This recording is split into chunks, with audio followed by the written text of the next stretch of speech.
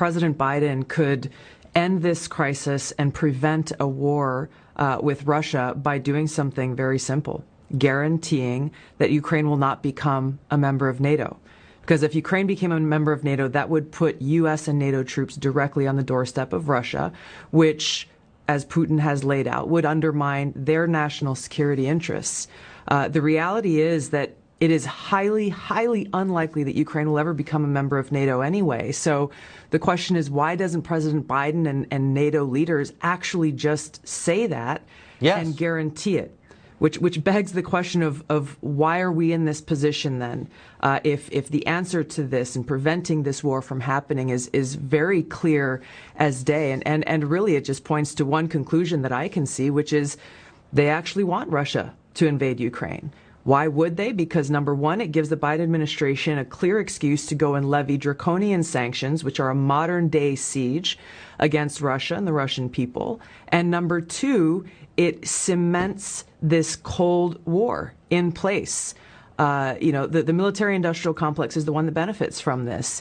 They clearly control the Biden administration. Warmongers on both sides in Washington have been drumming up these tensions. If they get Russia to invade Ukraine, then again, it locks in this new Cold War. The military-industrial complex starts to make a ton of more money than they have been in fighting al-Qaeda or making weapons for al-Qaeda. And who pays the price? The American people pay the price. The Ukrainian people pay the price. The Russian people pay the price. It undermines our own national security, but the military-industrial complex that controls so many of our politicians wins, and they run to the bank. You've seen this from both sides as a lawmaker and a member of our armed forces, so I think you've got a credible view on this.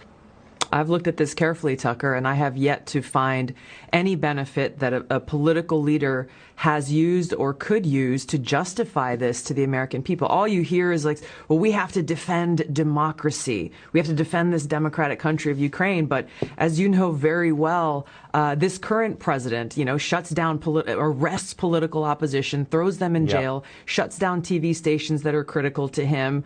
I have a hard time seeing how President Biden or anyone can say with an honest face, we are defending democracy. And the reason is because our own government has publicly supported these authoritarian actions by the Ukrainian president in shutting down their own political opposition.